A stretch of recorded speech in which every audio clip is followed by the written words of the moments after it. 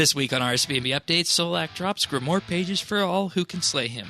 We delve into the recurring trend of buff over nerf and preview the Senntisten Archaeology mini digsite.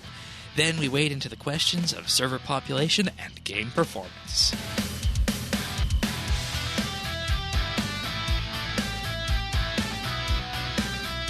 This is RSBANDB Update, episode 842, recorded Wednesday, August 11th, 2021. The Fruitist Farmer.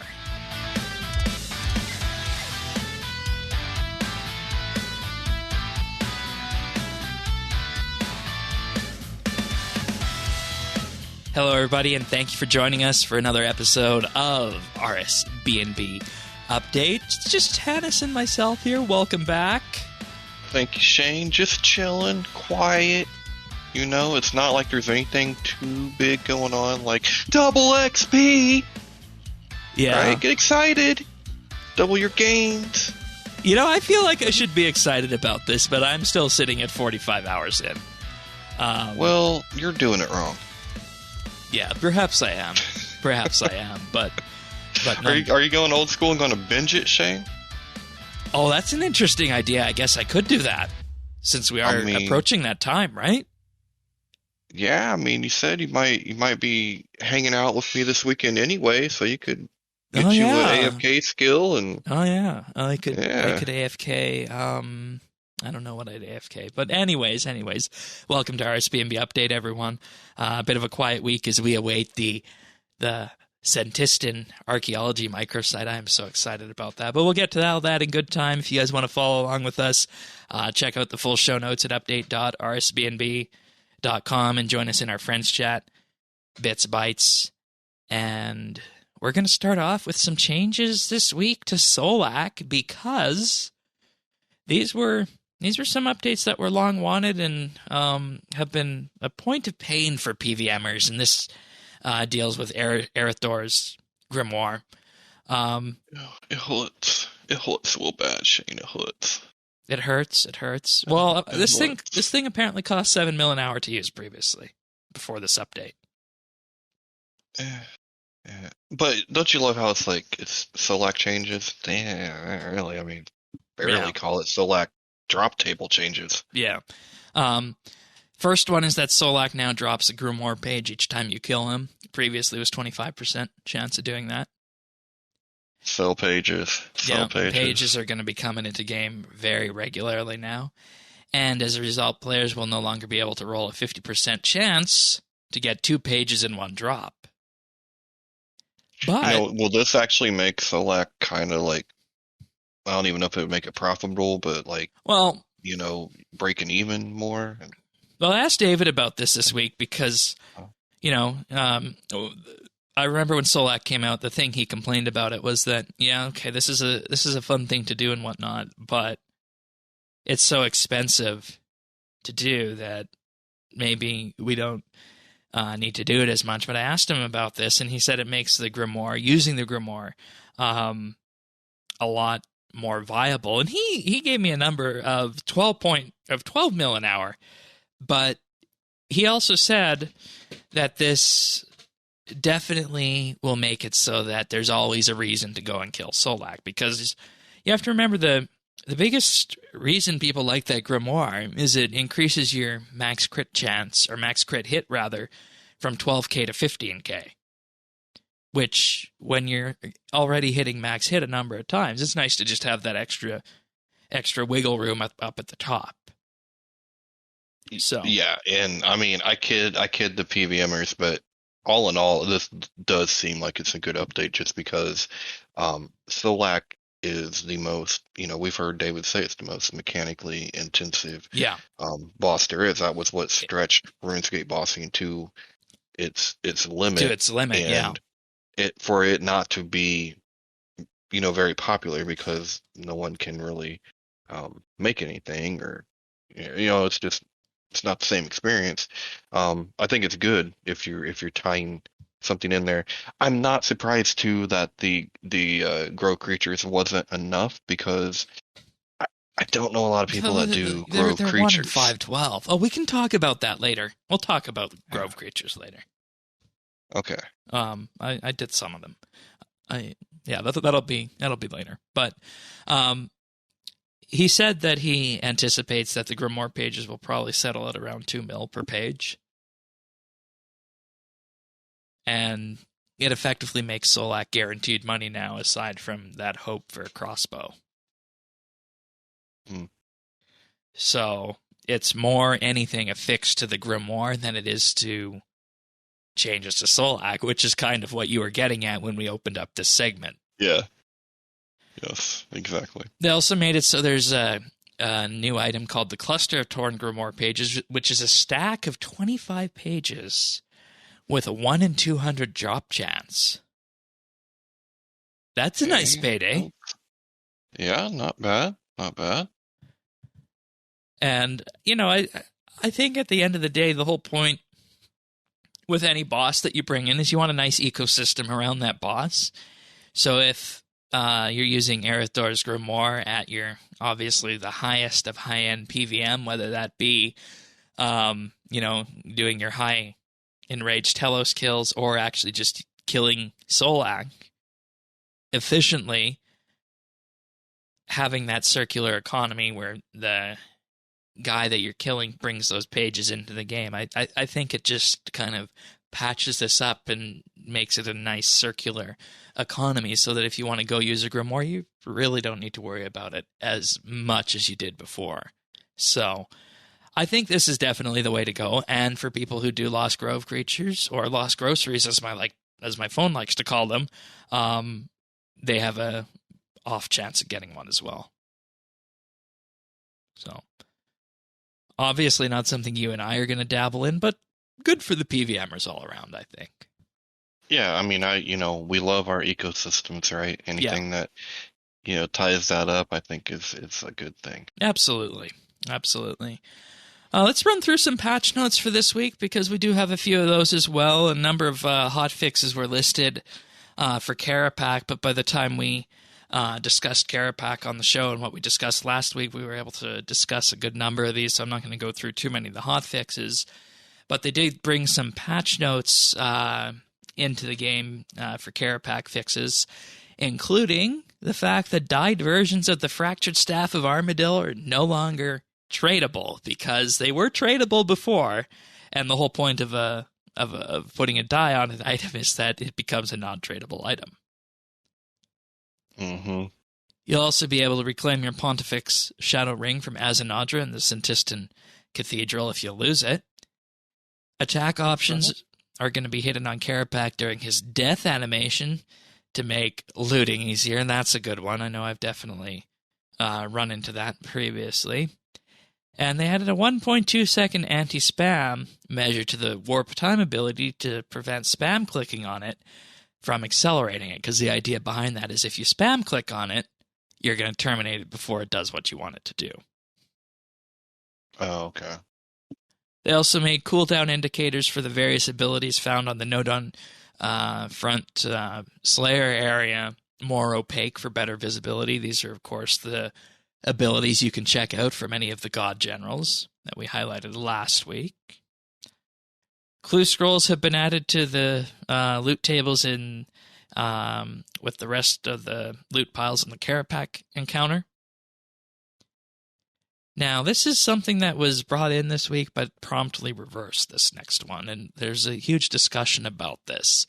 If players attempt to stand beneath Carapac during the Shatter mechanic, which is the one where he uses the magic spell and the spell emanates from the outer edge of the arena, the time thread will now pick a random direction to fire in instead of not firing at all. And we got a patch note, or we got a note on this from Mod Raymond, who said that this actually won't be happening going forward. And, as with most things like this, there's a huge discussion on this.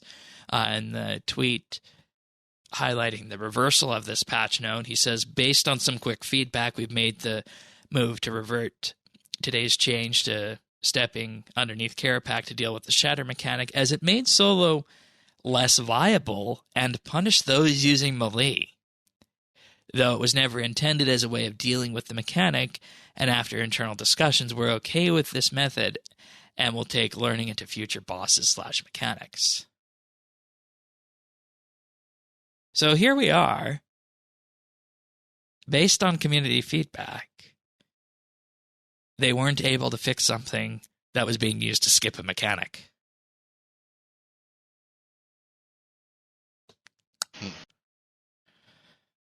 I'm honestly not sure how I feel about that. Well, it's not the first time. I mean, this is kind of the Vortec auto attack, Right? right? Like, well, we couldn't do it, so how about this is now a feature? Yeah. Yeah.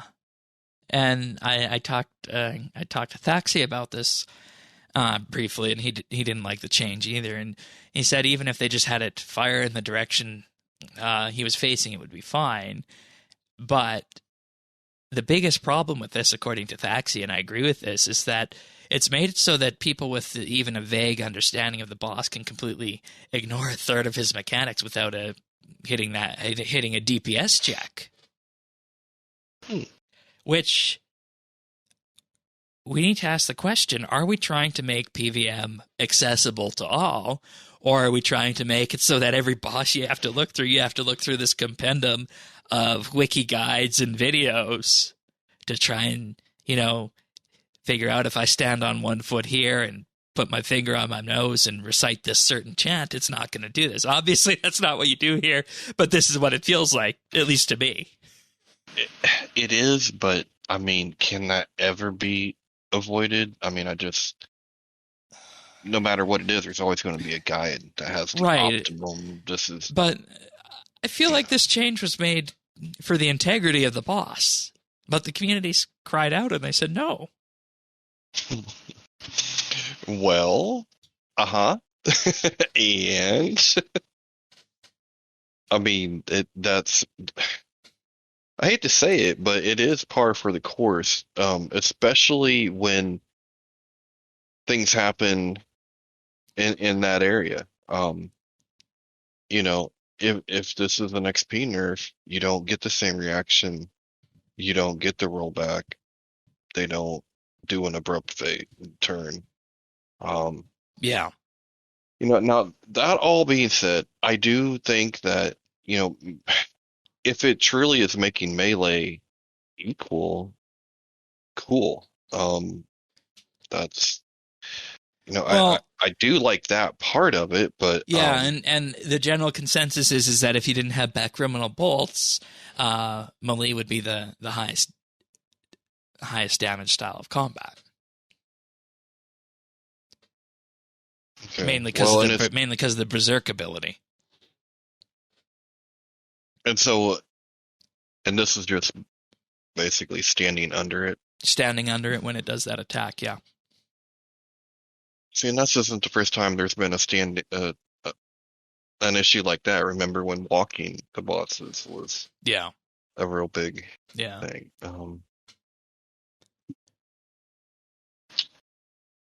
If they can't fix it, I mean they can't fix it. But I don't know. I don't know if going back in this case was a good idea. It was a good idea, but that door was pushed open with the 4-tick auto attack, and now how do you how you get the horses back in the barn? Yeah, and it's not just RuneScape. I've noticed this in Star Trek Online, and I'm fairly certain it's common in most MMOs, and actually, come to think of it, it's common in Overwatch too. Is that you don't nerf things in this day and age. You bring everything else up to meet what was overpowered. That's, I think, the reason, combined with the price, that Greater Ricochet hasn't been nerfed yet. Well, I mean, we say that, but at the same time, you see nerfs when it comes to skilling. You see XP nerfs. Yeah. And you can justify, and you're going to hate me for saying this, you can justify those XP nerfs because people haven't spent billions of GP into that method like they have with Greater Ricochet. Yeah, I mean, economy discussion aside. It's the economy, stupid. Well, right, but I mean, Yeah. and you know what's funny? We used to think that the money in this game was the PVMers. Oh, they're the flashy. Nah, dude, nah. That ain't nothing You just compared got to to know where to look on the the skilling side. real money is down at the dueling arena. Oh, That's where okay. that's where the money in this game is. Yeah. But I mean, all like I said, all economy issues aside, I don't think it's good to continue to give in, Yeah. especially when it seems to be in a Oh, particular I was just area. looking at the tweet thread, Raymond's tweet thread, and Base Tank, um, another content creator, replied to him, and he said, "Holy F, thank you so much." Hmm. So there we have it. I mean, you can basically say that unless it's something that is just downright game breaking, it's probably going to stay in game if it makes things easier / more powerful in this day and age. And I just want Yeah, everybody to just ruminate on that for a bit. well, and here's the thing, though. I mean, this is a lesson for Jagex. You really got to do your due diligence and bring in people that can break this stuff. I mean, and not even bring them in, but NDA them and test it because, Well, they did that for Solak. uh-huh. Yeah. And how'd that work out?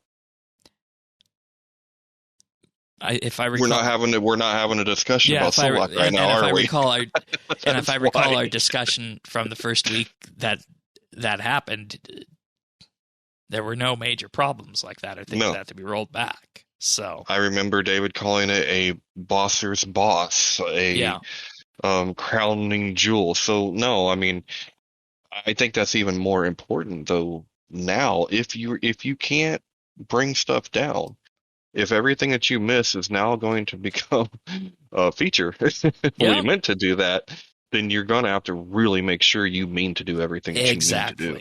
exactly. Because I've seen this trend elsewhere. Things just don't get nerfed anymore, and that's the way it is. So we just got to live with that and work within those bounds and accept that power creep is part of the game. I think, but I think that's enough on one patch note for that. That was more of a mini discussion in itself. Next up, added a check to Karapak's magic attack to stop him from dealing damage while he's in the process of dying. Yeah, that is good and important, especially when he's on that enrage mode at the end, hitting through your prayer. Ooh, that's hard. He hits through everything but Daxi. That's all I know. Yeah. I mean, Oh, that was an episode, wasn't it? it was The something. monthly bit, rather. The Staff of Armada's special attack is now affected by the Altar of War's cooldown reset. And Greater Concentrated Blast's ability animation no longer shows the player held in place if they attempt to move while casting. And then a whole bunch of hotfixes, most of which we went through on launch week. Then, something else very, very important here. They brought in some changes to the path system, focusing around the archaeology tutorial and the achievement system. But in general, path rewards are now displayed in a central pop-up, which also describes the completed path. And this will replace the previous pop-up that was shown. Certain interfaces are no longer zoomed in, while full screen mobile, and clarified and standardized the text for choosing a path in Turiel's dialogue, who is the Berthorpe Slayer Master. The leather crafting path no longer requires to pick up a cowhide before unlocking it, and improve the user interface tutorial when choosing a path via I want to choose a different path dialogue. And, on any other week, I might have glossed over all this.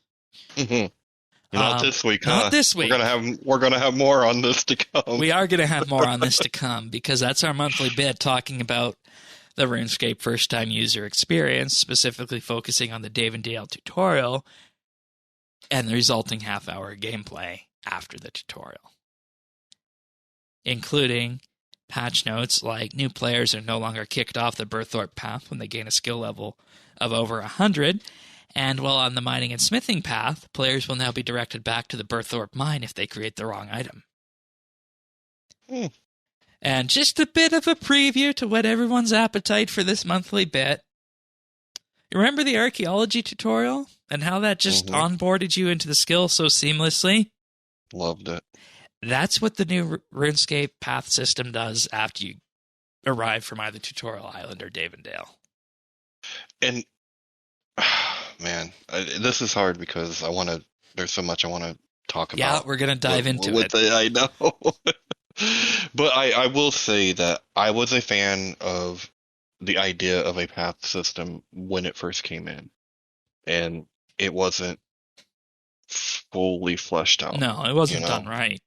It wasn't done right. I think these changes are pretty solid, and it definitely shows that they're putting more into that. And I think it's really... Listen to the monthly bit. Listen to the monthly bit. We'll be recording tomorrow. Yep. All right. Environment changes. New lighting has been added in the Sithraid Abbey's cellar, which is where the One Piercing Note quest took place. A lot of the J-mods I talked to say that's their favorite quest. Because it's one of the best quests ever. I know both Jack and Osborne mentioned that when we talked to them. A variety of rocks and pillars in Laledia have been made more solid and can no longer be walked through. A ladder tile on the outpost north of West Ardoyan is no longer visually blocked by ground decorations, and a section of the fence in East Rock has been updated to match other fences. Then finally, updated the cube maps for the Shattered World maps to increase realism on certain materials. That's gonna showcase NXT and the game engine even better now. Because I remember when Shattered Worlds came out, we said this is going to be the perfect showcase with fixes for the combat system and the game engine. And lo and behold, here we are. We got those fixes, and now we can go in and take it in its full glory. Yeah, and just enjoy the... I remember the depth that NXT brought, where Shattered Worlds came in with, I guess it was after NXT, but that was the first time we saw content where you could really see the distance and feel it, and it was just done. That part of it was done very, very well. Yeah, it was really, really good. Though it had some hard spots, and those have all been buffed out by its Ninja Strike. I think that Ninja Strike is probably near the top of my list for Ninja Strikes, thinking about it. Was it even... Were they even Ninja Strikes at that point? Oh, no. Okay. No, I'm talking about the one that we got last year. Okay. That one. That was when we finished off our abilities, I believe. Yeah. We both went down there and did that. I actually haven't done that yet. I haven't finished. Oh, okay. Well, then I know I did, but I thought you had to. No. Withdrawing materials from the metal bank in the wilderness will now trigger a warning informing players that it won't be possible to deposit them back during combat in the wilderness. All right, fair enough. Because there are anvils out there. People probably don't remember that, but there are. Added a left-click option to fix the light in the lighthouse during the Horror from the Deep quest. Oh, I just love the fact that we can have patch notes and fixes for quests that were added decades ago at this point. A decade and a half ago. That's wonderful. I remember getting mauled in that quest. Yeah, that was a Dagonoth quest. That took a bit of finessing, I think. And reverted some chat message spacing changes. I noticed this, but I don't know how much of an impact it was on you that chat spacing got messed up a few weeks ago. We have chat? Yeah. Oh, okay. Yeah. No, I didn't notice it. And I've also been playing a lot of mobile. So chat is even less of a factor when I'm on that. All right. When hatching multiple eggs, you will now collect the correct hatchlings from each incubator. Now, here's a good one, and is a dark horse that people aren't going to know unless you start right-clicking around. But an info option has been added to closed doors in Dungeoneering, and when used, you'll receive a message with the type of key your party needs to progress further into the dungeon and whether or not you already have the key required. Oh, that's nice. Right? Because I imagine for you, Yeah. determining the color and whatnot and looking up at the key interface could be difficult. Now you could just right-click on it and it will tell you. Yeah, no, that's virtually impossible with the colors and stuff. So, no, that's nice. It's real nice. Yeah, that's good. The correct player will now receive XP when assisting in the creation of Primal Extract. Do people need to help each other make Primal Extract? I don't know. But the penultimate patch note, the latest fruit trees will no longer give players double XP when the farming skill cape is equipped. Oops. Shane. I honestly never plant these, so it wasn't an issue I noticed. Okay, I figured you probably blew the lid off it or something. Well, I would if I found it, because that's responsible bug disclosure. I guess it is kind of a... Well, but now, is that a bug, or did they mean to do that? It's kind of a feature, right? I mean... I guess we should keep it after that, right? Well, I mean, what are you saying? Fruit trees aren't as good as wood trees? What are you, a fruitist? I mean, what? Right, and this is that skilling double standard you always point at, is that, maybe we should buff the XP of these trees now if people have been using this. We'll have that discussion. No, let's not have that discussion. We'll be here forever. And finally, melee area of effect abilities will now correctly hit NPCs larger than 5x5 squares when attacking them from the southwestern corner of the NPC's hitbox. So, larger than 5x5 squares. I'm like, what? What is that? What is larger than probably 5x5? Virago? Araxor? Okay, I've never seen that. Maybe? Maybe? Or do the legs not count for that? I have no idea. I was trying to think of, what is that big? And I don't know. It's not your tormented demons, that's for sure. I don't even think it's a mammoth. And they're called mammoths. Those are rectangular, I think. Yeah, that's true too. It's got to be Virago and maybe Araxor. I don't know. People in the comments. I wonder if it's one of those big ass demons in the flash mobs. Oh, maybe that's it. It could be. Maybe. Yeah. I don't know. But it's hard for me to pull that one together. But if you know, let us know. I'd be interested to see what that is. Okie dokie. So, the update that I didn't know I needed is coming on Monday. And I was so happy when I got to see this on live stream today, because I felt like, I don't know, I just feel a certain comfort with archaeology. It's like a nice old sock. It's just comfy. Yeah, or a well-worn shoe, though I don't want to equate it to that. But we're getting a mini Senntisten Archaeology dig site that is a number of sites spread throughout the city. It's called a microsite because a regular dig site is concentrated, and it'll have most of the elements you expect with a full dig site, like the artifacts, the mysteries, the exploration, and the achievements. But it's called a mini dig site since all the other dig sites were huge and spread out through an entire range of levels, whereas this one takes place in the level 60 range.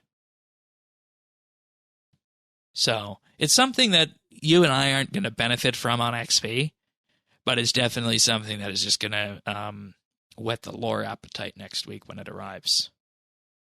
I, you know, I really don't think that that's going to be the end of this uh site at all. You Um, think there could be more on other fronts?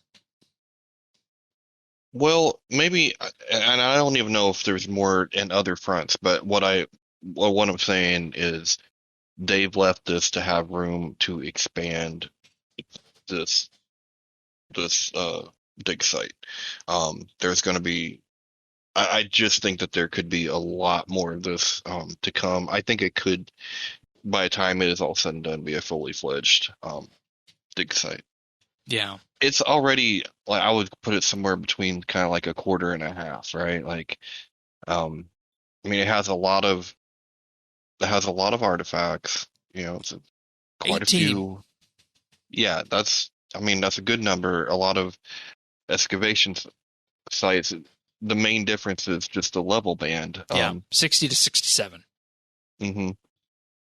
So I could see more coming in throughout the fronts, but I could also see it just coming in through Quest and just what have you, Yeah. more archaeology stuff. Yeah. Jimmy is the technical site manager for this one, but because you outrank him, you are, in effect, the site manager for this. The mysteries are titled The Secrets of the Inquisition. That's going to be a fun one. The Empty Children and Night Theater. And if you look in the preview on the live stream, there are a lot of pages for The Secrets of Inquisition mystery. And Montraven said, well, yeah, that's what happens when you get me to write lore. The Secrets of the Inquisition one will be the lore one that everybody's been waiting for. Those are my words, not his, because that's in effect going to talk about the Zoroastrian Empire, and the other two are going to talk about what life was like in Senntisten. So things that people have speculated about for about 15 years at this point, or We might know. get some answers about that. Yeah. Yeah. We might get some answers on that. There's also little mini things you can do throughout the site, like we had in Warforge and Caradet. This time it'll be shards of glass to repair broken stained glass windows. There'll also be 3 research assignments, one of which unlocks a different portion of the website, or the archaeology site, not website. Okay.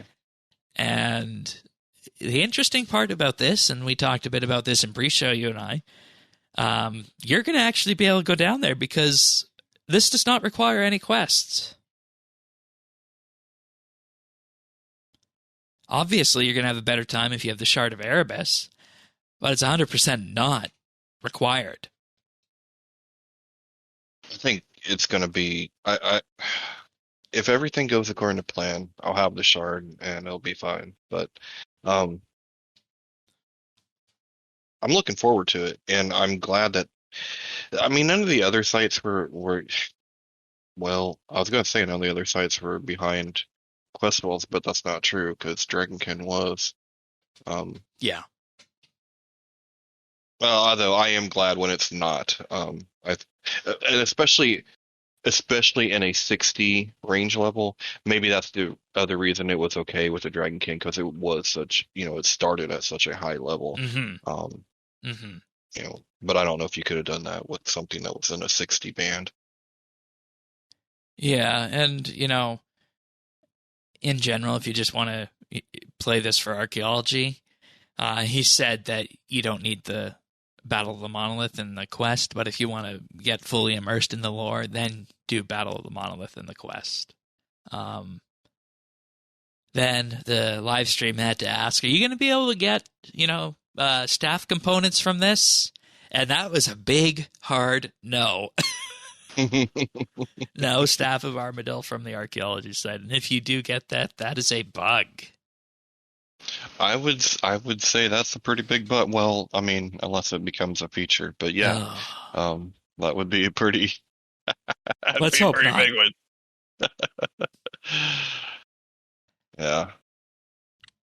Now, if you complete the Secrets of the Inquisition mystery, it will unlock a new relic called Grace of Shadows, which you use Aurelius's mask to get that relic power at the monolith. And this one grants the power of the mobile perk without needing to put a perk on your weapon. For 50 energy, you get a 50% reduction on the cooldown of movement abilities like Surge and Barge. Catches, you won't generate any adrenaline for using these abilities. And this is being sold as a great way for skillers to get around without needing to carry a weapon. Sure. I guess. I mean, I always thought I was a big skiller, but I've never been big enough to use the movement abilities. Yeah, to stick around. neither do I. And I honestly, people might laugh at me for saying this, but I don't see the point in using Surge to just, get to where you're going a couple seconds sooner. I always end up going in the wrong spot. It just flings me all across the map because a lot of times I'm navigating using the mini map, and I click on that where I want to go. And then if I hit Surge and I'm pointing the wrong way, watch out because it's like, pew! Yeah. So we did the same sound there.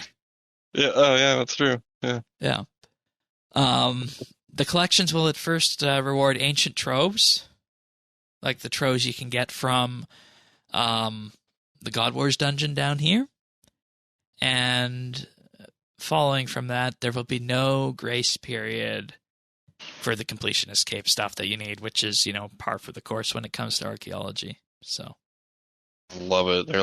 They removed once they remove the combat requirements, they're like, no grace for you. Are you a completionist or are you an incompletionist? Get it done. Oh, that's funny. But, we're going to obviously have a full deep dive into all this, all the various sites and the new relics that we can get from it.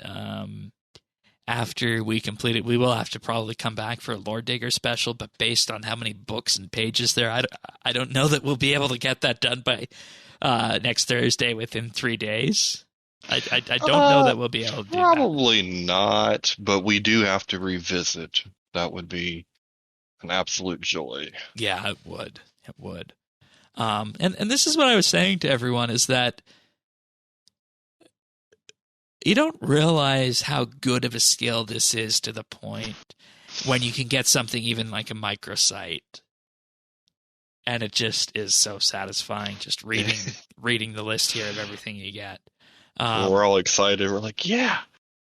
6 excavation spots, a new section of the city, which they actually showcased on live stream, was near the bridge that they shot the City of Senntisten quest trailer with. You get to go near there and get some fun views of that. So it's showcasing more of that wonderful environment. 8 collections, 5 research tasks, and they say loads of achievements. We don't know what those are going to be yet, but of course we will have the full rundown into that on next week's episode of RSBANDB Update. I am hyped for this. I'm actually perhaps more hyped for this than I was hyped for the entire Note on Front, believe it or not. If that's saying anything. No, I wouldn't believe it because I wasn't super excited, and I think that was probably for good reason in my case. Yeah, I am excited about this. You learned pretty quick why you weren't excited. Yeah, real quick. But this is going to be fun, and this is definitely something that I'll be able to get in and enjoy and stuff. The only question is, are you still going to be such a Zaros fan now that everybody's going to think it's cool? No, and that's the whole idea behind last week's title. Right. So take that for what it's worth. Let's see. Other bits and bobs from the live stream. There will be a news post very soon on the next front. And they say expect a regular release for the upcoming fronts. It won't be necessarily every 4 weeks, but it will be regular. So what we were theorizing that it might be a month or two in between release of fronts, that won't be happening. They will be releasing at regular intervals. So that's good. Oh, yeah. I mean, now that being said, I would look for them being like, what, 6-7 weeks, somewhere probably in that ballpark. Well, the general theory is that we're going to get the next front on either the 23rd or the 31st, because the 30th is a bank holiday there. That's what the prevailing wisdom is right now about what we're kind of looking at for when the next front will be. So yeah, because there was talk that they're not ready to announce it yet, but there might be a reveal live stream next week for the next front. So in that timetable, they could have this all out and wrapped by the first of the year. Exactly. Okay. And one final note before we move on, one of the sites is actually in the Colosseum where you fight Carapax, so that you will be able to enter an instanced area of that, just to, take that all in. And you can actually still see the needle in the background. That was a fun takeaway from the live stream. So, I am so looking forward to this next week. And they also said that this archaeology update won't necessarily be the only update of the month. The only big update of the month. Hence why that means that if everything is go, the front will likely come on the 23rd or 31st. So that's my logic in terms of what I read into that. Man, I could not see it earlier than 31st, but then again, who knows? I don't know. It's very, very interesting. Mm-hmm. Either way, it's quicker than I ever thought it would be, so I'll take it. Yeah, and that's a positive overall, net positive overall.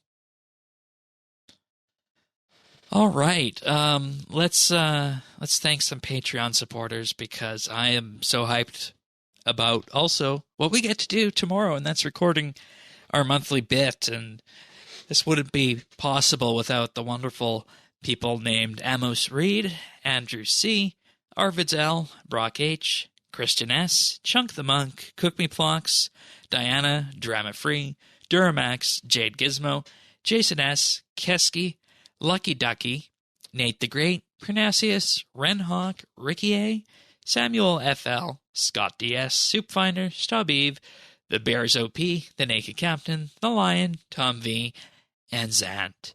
Thank you, all of you, for your support.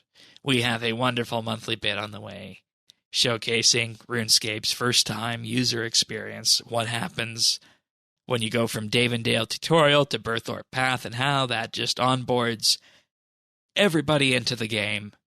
And, this wasn't one I initially planned to put up for poll, but Sirion suggested this, and I liked the way this sounded better than the idea I had for that slot on the poll, and this one won. So I am actually very pleased with how it is going so far in pre-production on this. But suffice to say, I actually have already learned a lot just from producing this, and I imagine we're going to learn a lot with our discussion on this too as well tomorrow. And that's what we were alluding to with the Berthorpe Paths and whatnot. So, yep. I'm excited as well. Yeah. I even made a new account for it. Oh.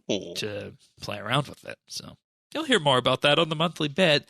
And if you want to hear that, subscribe at patreon.com/RSBANDB for as little as $1 a month. With that, you also gain access to the entire back catalog of monthly bits, and you help fund the costs for hosting and production of RSBANDBupdate. For $3 a month, you get a special VIP rank on Discord and a mention on the podcast at the start of the month, plus high-quality stereo versions of the show. And for $5 a month, you'll receive a shout-out each and every week and gain exclusive access to the outtakes that we use to make the clip show at the end of the year. Last week, Patreon supporters got access to a pre-show clip from last week where Tanis was making a fine imitation. So that was good fun. Good times. But check us out at patreon.com/RSBNB. Thanks so much, everyone. All right, so we do have a question this week from Sunset Fish, who says, with the addition of some new game worlds, what are the pros and cons of removing game servers? And it turns out that actually, in this day and age, game servers are capped at 1,500 and not 2,000 players, believe it or not. Oh. And Okay. there's huge lists of worlds, some of which have, teens of people playing. Most of them have less than 100 people playing, but there are a few that have hundreds of people playing. And this has been a perennial discussion, I feel. It always comes up every now and again. And the discussion is it better to have people situated on more game worlds so that people are playing and socializing with one another, so that game worlds are capped, say, between 400 and 800 players? Or is it better to have the space now where you can go to a game world and find a game server with less than 100 people on it? And that's an interesting question, both from the gameplay side and the server side, because one thing I always see people talk about, but I've never seen any empirical evidence for from players or Jagex, is that apparently PVM works better if you do it in a world with less than 100 people. Have you heard that? I haven't heard that. I mean, I'm not surprised. Who hasn't went to like one of those, events where there would be just A mass? hundreds of. Well, a mass, or like, remember when the JMod would be in game stamping Right. something. Love letters. The game does run like crap. I mean, everybody's experienced Yeah, that, but so we I don't. wouldn't be surprised. But there's no way of knowing, and I can't put my finger on it, of whether it's the client that's causing that problem on our end, or if it's the server itself. And I don't feel comfortable joining that bandwagon that says we gotta, revamp all the game servers so that. Oh, I'm not on a bandwagon. I mean, I'm actually at a spot where I like the space. I think you should have space, but I mean, part of that is I'm also coming from a time when resources were kind of finite and you had to. Trees still are. There was competition, and I did not like. I'm not a fan of that. That, and I guess I don't. I think with the advent and the evolution of clans and just the way things has changed in the game, I don't think you need to force the social aspect of it, because the social aspects permeate all through your gameplay, because you're probably in a clan, you're or in a friends group or a Discord. Yeah, I know. It's not the Clan same Quest is probably thing. about 25% of World 66, because that one's Yeah, not a and world that's too populated. right, and a lot of clans, just about every clan has like their home world or whatever, and um, so I kind of like the space. I'm not somebody that wants to cut them down and smash people together. Like you said, like I can't prove it, but it's something that I would. I mean, it sounds plausible. I don't know. Yeah, and another thing, and maybe I need to do some research into this and do my own, personal observations in terms of PVM stuff now that, we can do Carapack and whatnot, but I don't know if that's has enough finger quick reactions to it that it would have an impact.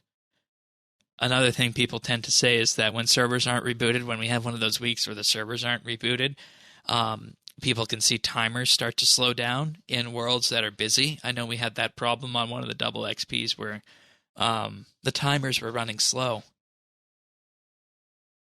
As in, it would say it would take 120 seconds to do things, but it took more like 5 minutes to do that load of potions. Yeah, I've noticed that before too. The last double XP. Right. And that's an argument for moving people off the servers, but in software design and in general, when you're building hardware-based solutions for something, that's what's referred to as, the quick and dirty way to do it, the quick, easy fix, right?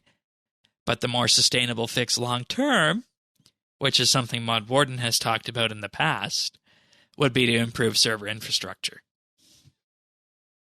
And just the way the game operates behind the scenes. Which I think is probably a better route to go. Yeah. I mean, I don't know. That makes more sense to me. But I just don't. I mean, I feel like if you smash everyone together, half the people's going to be calling the other half the people bots, and they just don't want to talk to you. Yeah, that kind of thing. And because I remember these times, you know what I mean? Like it ain't like we we haven't seen it. We've seen it. I remember having to fight to get into World War II to sell things. Yes. Yeah. And I like the worlds that are labeled for a purpose, like your divination worlds or your what's the dungeoneering, your sinkhole worlds. Yeah, most of the worlds are actually in the hundreds. I'm just looking at the list right now. The only worlds less than 100 are free-to-play worlds right now.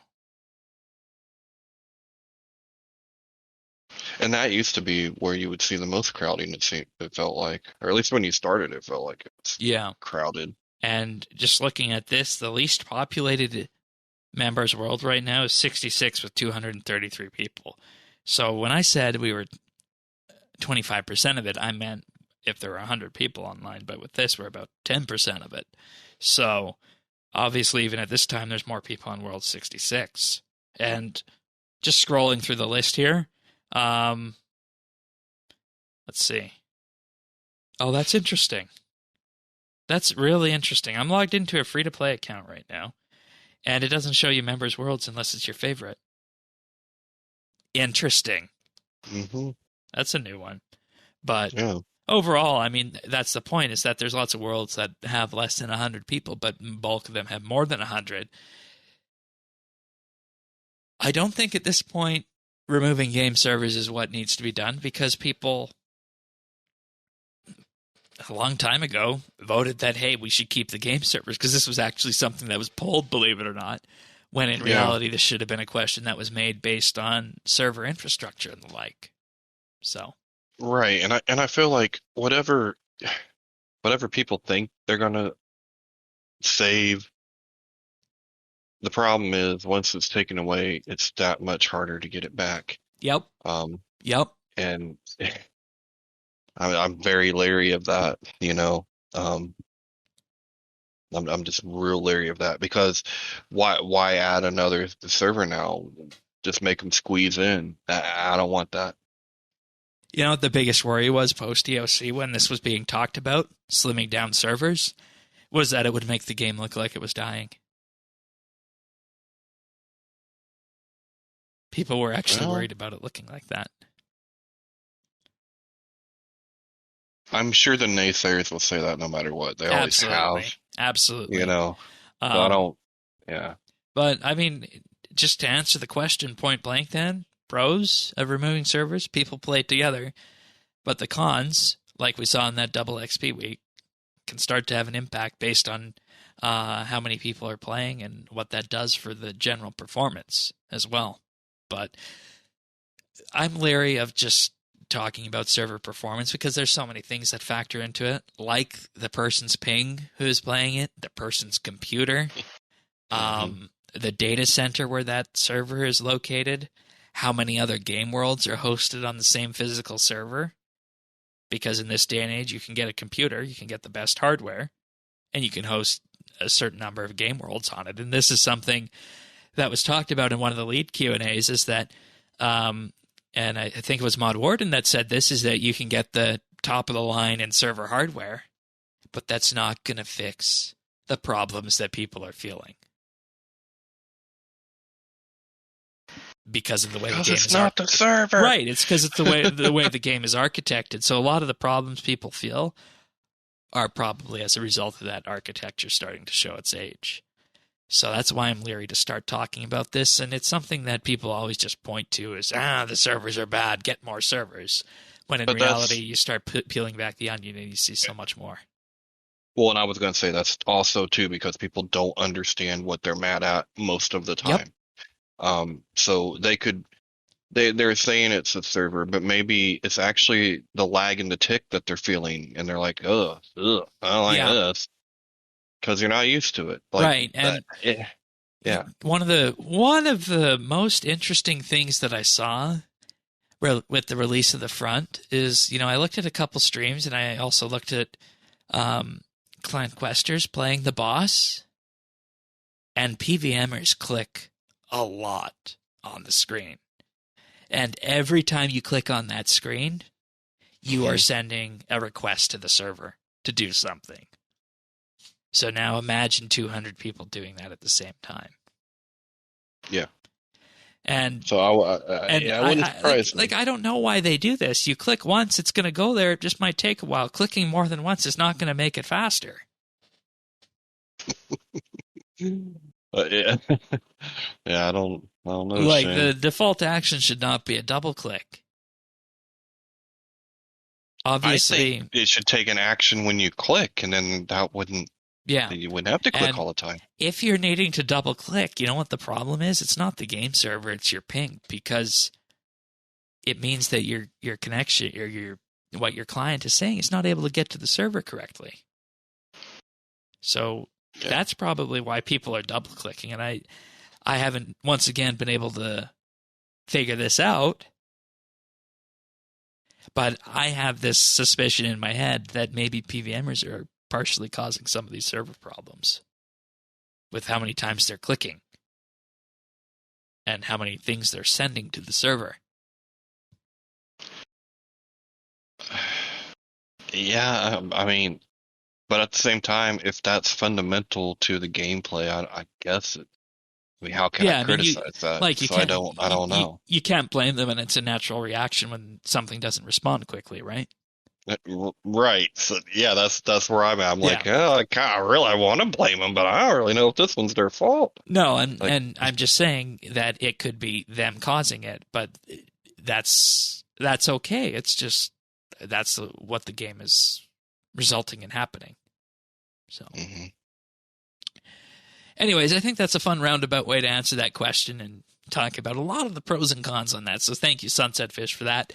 If you guys want to send your own questions in, you can email them to questions@rsbnb.com. Leave us a DM on Twitter or just mention us. And, of course, you can also post them to update.rsbnb.com/ask. We have a nice form there for that. All right. So, in our modern format here of RSBNB Update, this does allow for Pick of the Week to be expanded to Article of the Week in Tech News. And I have something for this week. And it's something that has been reported on horrendously in the tech media about this. And this was a new service that was brought in by Apple, or is going to be brought in by Apple. They're calling it Expanded Protections for Children. And I think you and I both knew where this was going when we saw this on the tin, right? Mm-hmm. Yep. So I'm just going to read the preamble to this here. At Apple, our goal is to create technology that empowers people and enriches their lives while helping them stay safe. We want to help protect children from predators who use communication tools to recruit and exploit them and limit the spread of child sexual abuse material, or CSAM, it's called. Apple is introducing new child safety features in 3 areas developed in collaboration with child safety experts. First, new communication tools will enable parents to play a more informed role in helping their children navigate communication online. The Messages app will use on-device machine learning to warn about sensitive content while keeping private communications unreadable by Apple. Next, iOS and iPadOS will use new applications of cryptography to help limit the spread of CSAM online. CSAM detection will help Apple provide valuable information to law enforcement on collections of CSAM and iCloud photos. Finally, updates to Siri and Search provide parents and children expanded information and help if they encounter unsafe situations online. Siri and Search will also intervene when users try to search for CSAM-related topics. These updates are coming later this year with iOS 15, iPadOS 15, watchOS 8, and macOS Monterey. Okay, so a lot of the discussion on this has been rooted in Apple scanning the pictures that people upload to iCloud Photos, and that's one of the biggest ones. Now, this scanning will only be done if the user is using the iCloud Photos feature that uploads your photos to Apple's iCloud service, either paid or free. That's the service that people use to sync their photos between devices, and it's only available currently in the United States. And this one isn't the one that people are getting too up in arms about, because Facebook, Microsoft, and pretty much every major cloud provider already does this with the data they have on their servers. And I'm going to floor everyone with a statistic here. Last year, Apple intervened in 265 cases of photos of CSAM material on their iCloud servers. Facebook, on the other hand, ran into 20 million plus of these photos last year. So what this means is these photos exist on iCloud Photos already, and Apple just wasn't doing anything about it because it was their privacy mantra. Now, the second one about messages warnings, the way this one works is that if you are somebody under the age of 18, you'll get these warnings, and if you're under the age of 12, your parent or guardian will be notified as well. And the people who are using this will have an option to not display that photo. So it'll say this image may be sensitive, and the first time you click it, it will say this could be sensitive to view. Are you sure? You can click not now or I'm sure. And then after that, it will give you a third warning that says it's your choice, but your parents want to know you're safe. Do you have any comments on this before I move on to what people are really getting up in arms about on this? I mean, the same comment is going to run all the way through. Okay. And that's that with what we have seen with YouTube and Facebook, I cannot trust an algorithm to get something this important correct. And that worries me. Right. Because if you run into this on your iOS device and you're searching, it will block the image. So you could have a false positive, and you could have something that's blocked that isn't supposed to be blocked. And the same thing goes with, you're searching for this. This is bad. But in reality, you might be searching for something completely innocent. And now that's going to be reported to law enforcement. Exactly. If you repeatedly make that search, it will get flagged by Apple. And if a high enough threshold is met with what the search is, it will be flagged to law enforcement and what's called the NCMEC panel on this that initially built this database. And the way it works online with the messages side for the images that come in and the search is that your device on iOS 15 and the like is going to have the encrypted hashes of these images. Basically what a hash is that imagine you have a picture, you distill the essence of it, of the picture of what's important, and then you run the data, the bits of that picture through an algorithm, and you get this long number. And those hashes are going to be stored on your device. So this is going to be doing this on your device, and if it looks for something, it's going to warn you on that. And one step further that Apple is considering is allowing this technology to be used by third-party app developers, meaning your Snapchats and your TikToks and your WhatsApp could choose to implement this and, in effect, use Apple's technology to control what you see on their apps. For good or for bad. And that's the question that always comes down to this, is that where do you go from here, right? Because Apple loves to do business in China. Apple loves to do business in the Middle East. And there's lots of law enforcement agencies in places like the US with the CIA or MI6 in the UK who might have a fun little conversation with Apple behind the scenes and say, hey, here's some extra hashes. Can you insert these into iOS 15 or iOS 16 and let us know when these hashes come up on users' phones? And they could do that behind the scenes, and people would have no way of knowing that what they're searching for is effectively being flagged. And, today it's child abuse material. Tomorrow it could be Tiananmen Square images, or Free Tibet, or Free Hong Kong images, or pride flags and mega hats, depending on who gets their hands on this. And that's the thing I think that is bothering many people, is that Apple has proven they have this technology, and governments are going to now want a piece of it going forward. And how far have they fallen since they were the defenders of privacy? And look, everyone agrees with the goal. The goal's not question. Yeah, and that's the entire thing. This isn't a debate about privacy, and this isn't a debate about whether or not people should be able to search for these images.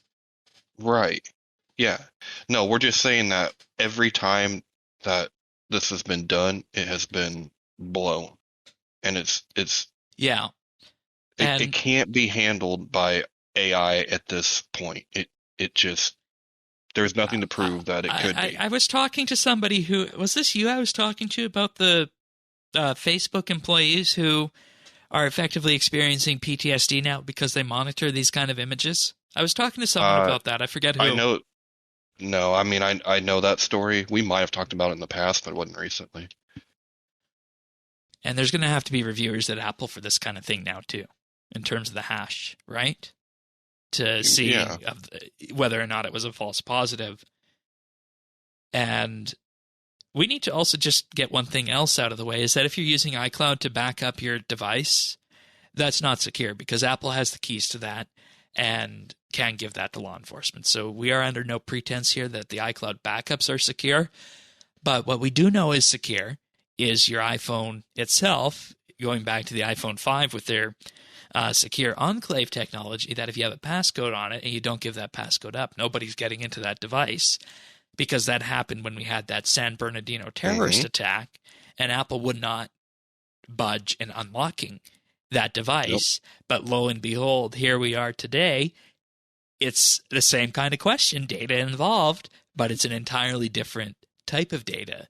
And now apply this lens to something terrorist-based, scan for hashes of terrorism. What's going to be Apple's response to that? This is a Pandora's box that has been open for Apple's on-device security that can't be shut.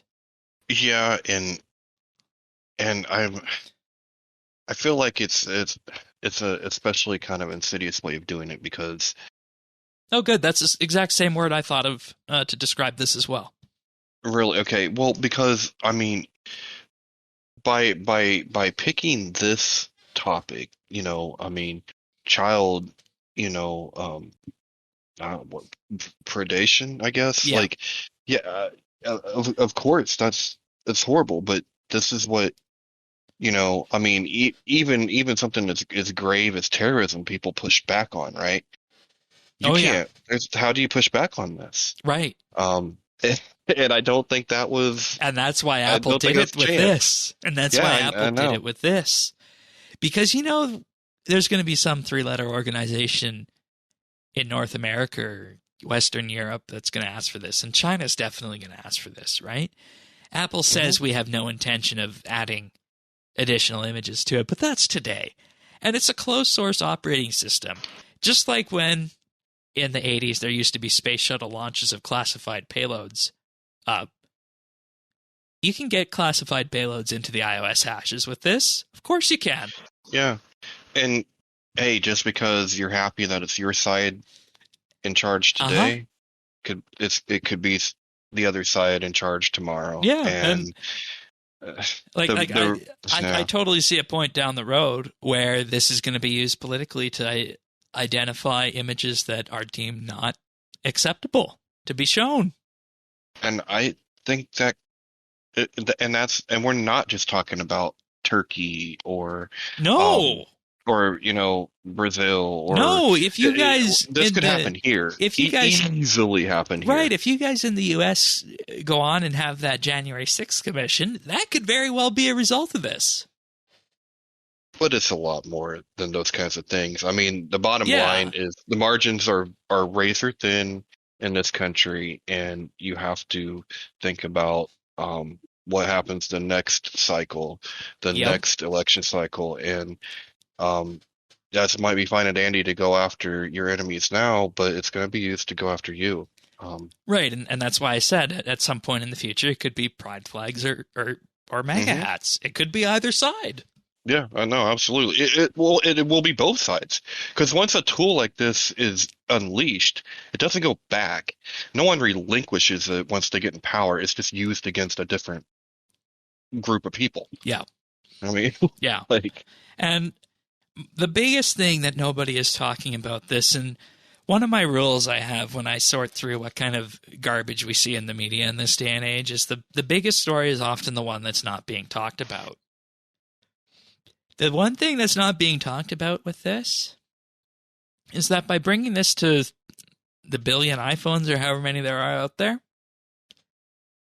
the only thing you do with this is you force people who might be doing this deeper underground to a point where previously they might have been using your iCloud service and you would have the key to decrypt that. Now that you're going to force them deeper underground to a point where you're not going to be able to find them. The same thing happened when Edward Snowden blew the NSA lid in 2013. It effectively forced everyone deeper underground and made online tracking not possible at all. And I don't think people thought about this here, is that people who want to traffic in these kind of images are just going to go deeper underground with this now. or not. I mean, and people that do this, I don't know. I mean, maybe I give people too much credit, but I would think that if you're doing something this that horrible, you're not going to store it on the cloud, right? Like that. I don't know. To me, Well, 20 million images of that were uploaded to Facebook last year. well, yeah, Facebook, right? I can see that because they're trying to share. They're trying to like pass it back and forth. And I don't have a high opinion of Facebook or its users anyway. No, So. I don't think anyone does. No, I'm kidding, but I'm just saying. Yeah. Of course, there's going to be a lot more. It's a lot more popular, and that covers. I mean, think about it, Shane. That covers. Facebook covers all devices. That covers Android. Yeah. Apple, what have you. And there's just something really fishy about this. There's a smell to this that says that this is a way to situate law enforcement agencies who wanted access to the iPhone. Mm-hmm. Yeah, and it's not. I'm telling you, man. It's they're gonna say it's for the kids, and next thing you know, they're gonna be busting the people that's smoking a doobie in their backyard. Yeah, that could be it too. That's the way. That's the way that it goes. Like I don't personally condone that, but what you want to do on your device, I think, is your own prerogative, right? Yeah, because you in theory own that, unless you're uploading to the cloud. Yeah, well, freedom and all that. Right. So there's going to be a lot of discussion about whether or not Apple is still that privacy-oriented company to use. And watch out for the gaslighting, because just because people are pushing back on this, that's not like an advocation for people should be able to have that kind of material. No, Exactly. No one believes that. Exactly. We're just looking at the facts and what has been done in the past. It's not a good track record. And, I honestly think there are better ways of doing this. I mean, I trust that there are. I'm not going to venture to say that I know what they are or even can put something forward. That's not my that's not my thing. But the biggest concern is the scanning that happens on device, and I don't want those hashes on my device, honestly. Even if they're just hashes, I don't want any part of that. but it is what you're going to have to do to use an iPhone, use an iPad, wear an Apple Watch, or use a Mac. If you live in the US. What happens now, like when a third party comes out and be like, hey, here's a hash reader, and then next thing you know. Yeah, and that's going to be a question. Somebody is going to find these, and the interesting part I saw about how you could mess with this kind of system is that if you were able to extract the hashes, I think somebody might have already done it from the beta based on what I was reading, but I'm not 100% sure, is you could, in effect, create dummy images that look nothing like what you'd expect, but would still hash to that same thing, and then just upload those everywhere to cause a storm of false positives. That would be one way to do it, but at the same time, I don't know if you necessarily want that kind of target on your back. Yeah, no, I wouldn't. You think they're going to take that line down? No. Right. So. Yeah, that's the thing. You know, that it kind of blows me away. The people out there shaking their fists. It's like, and don't do that. And let us be clear. One final point: Apple doesn't just implement this in the summer. This has been in the work for a long time. There was zero mention of this when iOS 15 was unveiled back in June. And iOS 15 is probably due to come out next month. So it was an omission because they didn't want to talk about it at their Happy Developers Conference. So there we have it. Take for that what you will if you want to keep using an iOS device. Let's hope someone gets some accessibility going on the Android side. Yeah. All right. I believe you have a real pick of the week for us now. I have a happy pick. I mean, kind of. It should be happy. You know what? Damn it, it's going to be happy. I went to the movies for the first time, and I don't know, whenever we couldn't go to the movies anymore. We went last weekend, and we took my daughter to see Jungle Cruise. So I didn't know who Emily Blunt is. I found out I'm a fan. We know that much from one of our round tables in the past, I think. Ooh, daddy. And The Rock is awesome.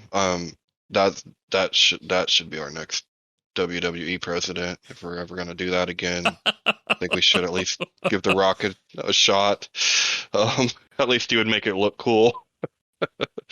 But Jungle Cruise was kind of cool. It's actually based off a ride in Disney. And yeah.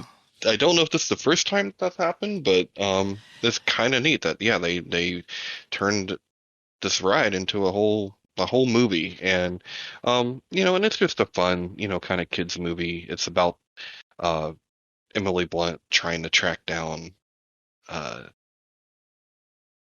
basically the sacred kind of tree deal in the Amazon, and and The Rock is their captain, their guide on the Amazon, and fun stuff and hijinks ensue. I think this is a market that's been underserved because obviously there are movies out there that are animated and whatnot, but at the same time, it's always neat to see these kind of fantasy movies that come out that have an original bend to them and aren't just the carbon copy of Disney, so to speak. Yeah. I mean, it kind of had a little bit of a Pirates of the Caribbean feel, but it was different. Like I rather enjoyed it. Like I said, I didn't know anything about it going into it. But The Rock always does a good job, and it was just a good movie. You didn't have to be serious. It wasn't, it was just fun. It was just mindless, popcorn eating, enjoy an hour and a half with the family. Fun. 2 hours and 7 minutes. Actually, 2 hours. Yeah, I was gonna say. Actually, wait a minute. It was kind of a long movie, and I love it too that it was set it was kind of set in maybe the late 20s. Yeah, 30s. That's what caught my eye in the trailer of it. Yeah, and would draw me to it. Yeah, it was cool. It was cool. How was So yeah, that's my pick of the week. going to a movie after all that time? Um, there was like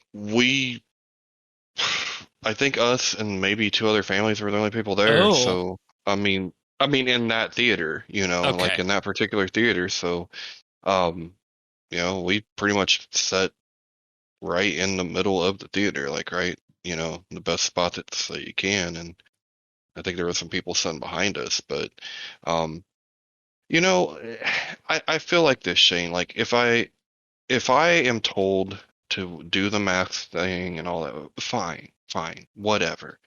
But if you leave it up to me, I got my shot. I licked the Yep. banisters, and I'm good. Yep. And I mean, that's just I'm willing how to roll that dice as well. I was. Yeah, I was really only interested in not dying, and so now that I'm pretty sure of that, Yeah. you got to live. I just Yeah. want Yeah. to, I saw some fun stuff about what the ultimate end goal is going to be, but that, of course, is not the topic of this podcast.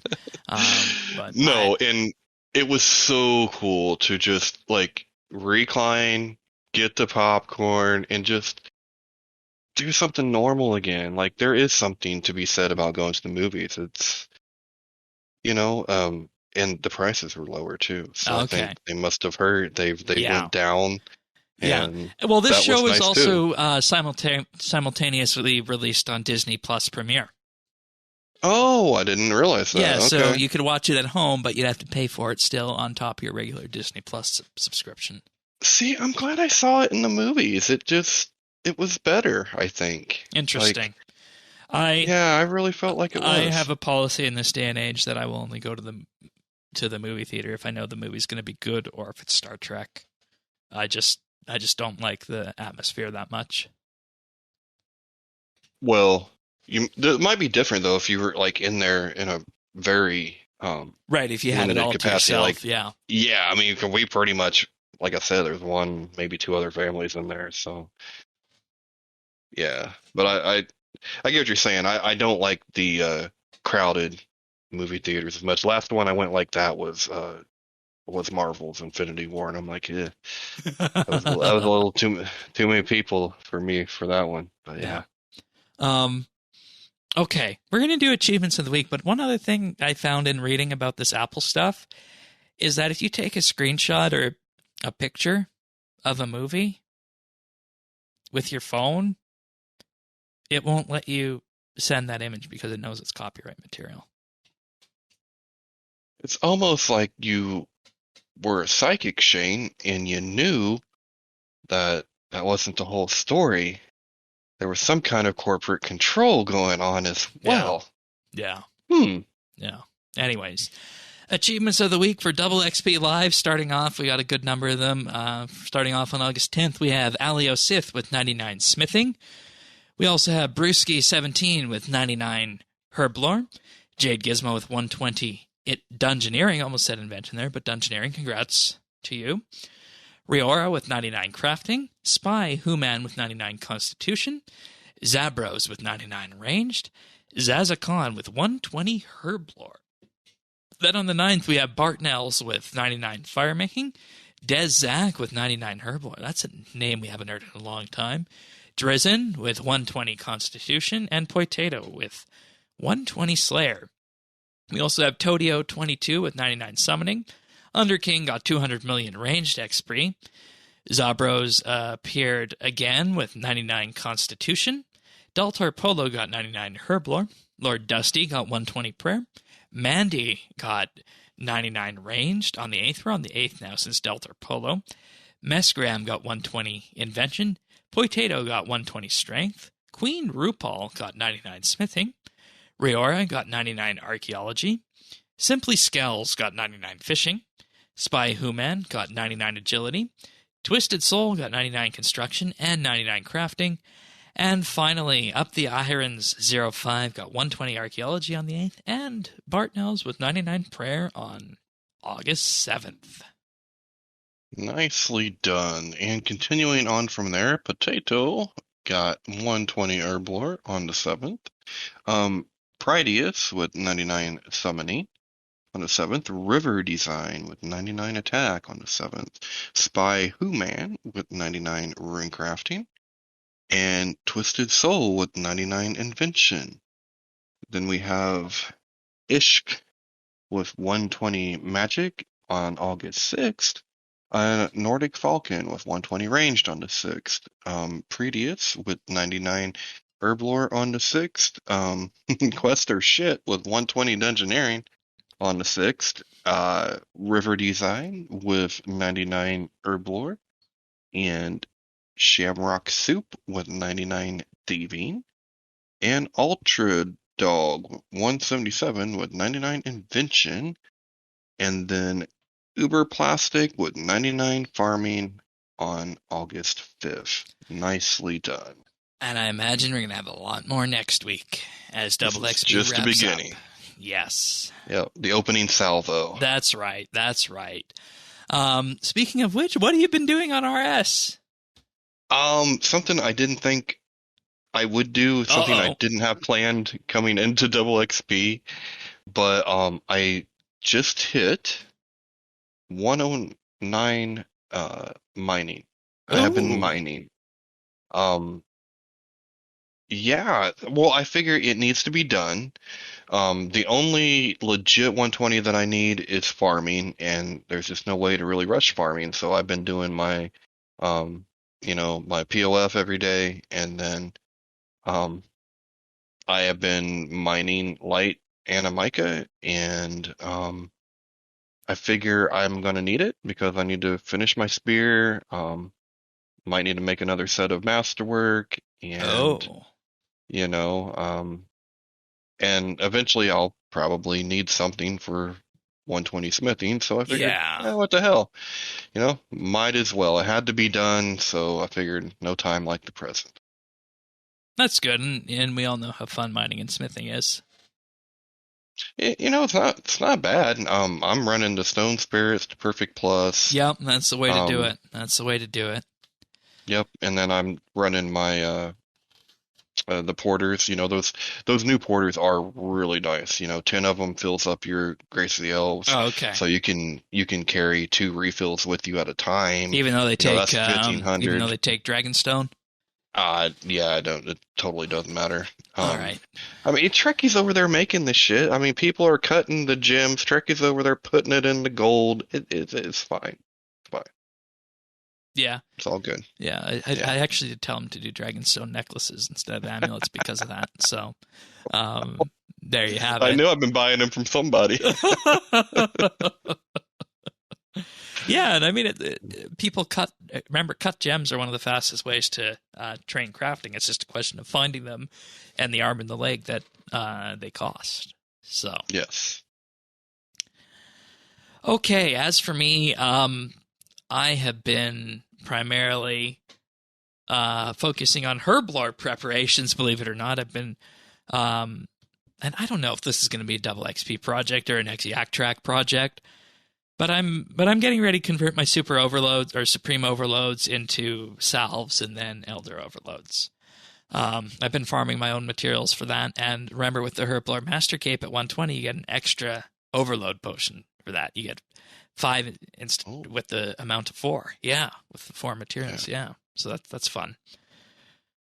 But I honestly just started doing that one day because I have these now, and why not? It's gonna be a good Yak Track at some point. But I just started getting ready for that. I did Slayer Dummies. I got 113, and then I did a task that I pulled what it was going to be. Somebody guessed correctly the Lost Grove creatures. It was my first task of those. I did those. I didn't mind them, honestly. But after that, I was just like, oh, what now? I'm really bored of this. And I got a task of 150 aviancy. You'll do some Armadillo? I mean, I guess I could. But I don't know. I just... And this is what I said last Double XP. I feel like Slayer is solving a problem from 2006 that doesn't exist anymore. And it doesn't feel right that post-120 Slayer, or post-99 Slayer, is exactly the same as pre-99 in terms of how it works. I just don't think you like Slayer very much. I don't. And I am honestly at the point where I would rather go to God Wars 2 or Carapac than do Slayer. Well, you can do Slayer down there. I know you can, but I mean actually go kill the bosses. Well, you can do that too if you get your task. Yeah, and I mean, what would Vindicta be? I don't know. I know. Well, yeah, that one I'm not sure. I know Carapac would be Nodon Dragonkin, even though he's not a Nodon. I know that Dinosaurs covers the Rex Matriarchs, but those are slow for a dinosaur task. You're better off to go do that. You know, that is an actual Slayer task that I do like. Vile Blooms and traditional dinosaurs on Anachronia. Those are Slayer tasks I enjoy. I got to figure out what the difference is between those kind of tasks and other monotonous ones like the A, B, and C, I find. I don't know what the problem is with me and Slayer, because I think that's something that definitely needs to be discussed at some point, but I'm not entirely sure what it is, to the point where I prefer bossing over Slayer now, and I never thought I'd hear myself say that. Yeah, that's... You're joining the dark side, Shane. But I have 45 hours of double XP left, so I really haven't dipped into it all too much. But we'll see what happens this weekend. Like you said, maybe I might pull an old school and binge it. There you go. So, I do have 13,000 protein items I could use. Well, yeah. Which I calculated that would only be about 3 million construction XP. Only 3 million. Yeah. I don't think that's the best use for them. I was trying to think I wonder how like, what do you do with proteins after you're maxed? Whatever you want, but I was wondering what you would get out of doing protein traps. Because that would be a lot less hassle. I don't know. I don't need Hunter XP. I'm at the point where I really don't want to train skills that I'm just okay with, unless they have a real 120 associated with them. And in that case, what legit 120s you got left? Just Dungeoneering and Slayer. And you know how I feel about the both of those. So there we have it. Yeah, there you have it. But we'll see what I get up to before the weekend is done. Double XPs are always interesting, but I am, of course, looking forward to next week's podcast on the Senntisten Archaeology site. And if you want to have that delivered automatically to you, you can subscribe to us at update.rsbnb.com/subscribe. We're on Apple Podcasts, Google, Pocket Cast, YouTube, and more. Definitely give us a like and subscribe on YouTube, even if you do listen on audio. That helps the channel out a lot in terms of discoverability, and leave us a review on your favorite podcatcher as well. So with that being said, we'll be back next week for another episode of RSBANDB Update. Take care, everyone. See you then. See ya.